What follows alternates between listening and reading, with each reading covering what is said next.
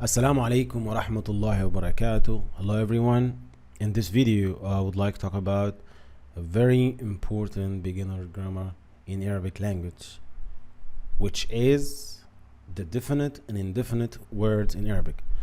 So, first of all, we need to know what is the definite tool in Arabic. The definite tool in Arabic is two letters, alif and lam. L, L, L, L, L. So sometimes you pronounce the lam, and other times you do not pronounce the lam. It depends on the letter after lam. So maybe you have heard this rule in Arabic: lam al-shamsiyya and lam al-qamariyya. So L. Let's get an example. Kitab. The word kitab means a book. Kitab, a book. So basically, we don't have a tool for indefinite words. However, the tanween, like kitabun, kitabun, or even kitabin, we can call them as like a sign for indefinite words. Kitabun, kitabin, or even kitaban. Let's talk about this tanween. So this double dhamma, double fatha, double kasra. So in Arabic language we have a nahu, or a tanween, that the word of Arabic got many positions in the sentence. Maybe this word comes at the beginning of the phrase, and we call it in this case the subject, al-mubtada. Let me give an example. Let's say a big book, kitabun kabirun. So in this case you got two options. You can say kitabun kabirun, or without tanween, kitab kabir. But of course the correct one is to say it with tanween. Kitabun kabirun. So that's the phrase. Kitabun kabirun, a big book, a big book. Kitabun kabirun. So as I told you, here the word kitab came at the beginning of the phrase, and this is a rule in Arabic language. We call it al-mubtada, and the mubtada always comes with tanween dhamma, kitabun kabirun. If you say kitaban kabiran, this is completely wrong. If you say kitaban kabiran, this is completely wrong. So we're talking about the subject case in this phrase. Well, let's change the position of the word kitab, and then we're gonna change the tanween as well. So let me give you some examples. Let me give you another example.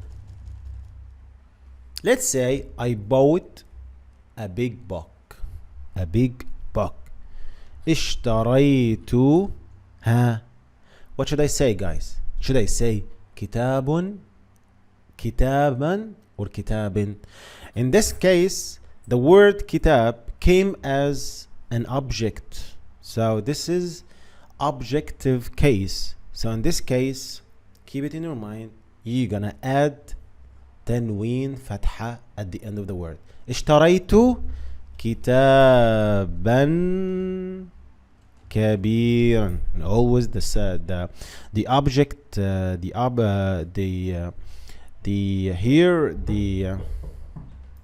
so اشتريت كتابا كبيرا.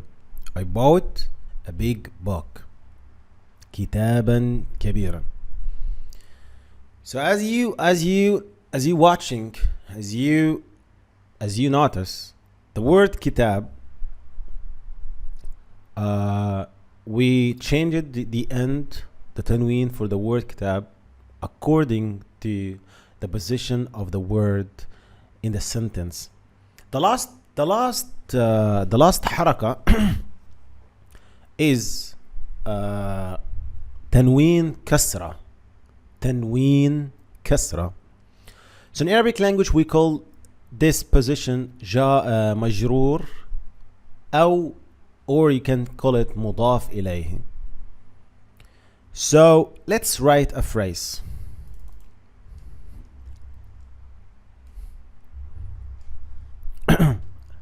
أنا أقف على كتاب كبير.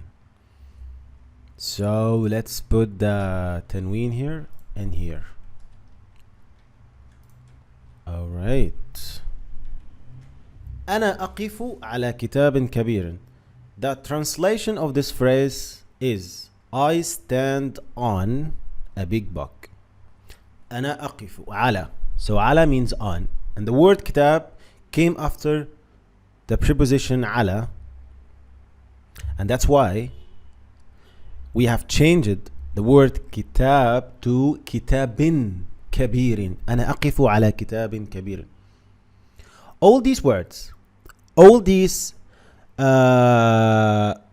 variation of kitab, kitaban, kitabin, or kitabun, all these variation have the same word. So I'm saying all these variations of the word kitab give you the same word in English, kitab, but different variations of kitab. And these words are indefinite words. Indefinite words. Keep this in your mind. So we've been covering the indefinite case in Arabic language. So let's go to the definite case. So as I told you, the definite tool in Arabic is alif and lam. Al. Sometimes you say al. Other times you don't pronounce al. It depends on the letter after lam. So we have lam shamsiyya and lam qamariyya. We have the same example, kitab. Kitab. Let's add the definite tool here. Al-kitab. So we're saying al-kitab. Yes. Al-kitab. The book. Let's say the big book. Al-kitabu al-kabir. Oh, the book is big. Al-kitabu kabir. So in this case, we're not going to say al-kitabun as tanween at the end. We're going to say al-kitabu. Just a normal dhamma. Al-kitabu. That's nahu, guys. That's a big topic in Arabic. Maybe one day we're gonna cover this big topic on our channel, Arabic with Bakur. So al-kitabu, and let's go to the word kabir. So kabir is khabar, and khabar as well should be dhamma. But here the word kabir is indefinite word. So in this case, we're gonna make tanween dhamma. Kitabun kabirun. Kitab, al-kitabu kabirun.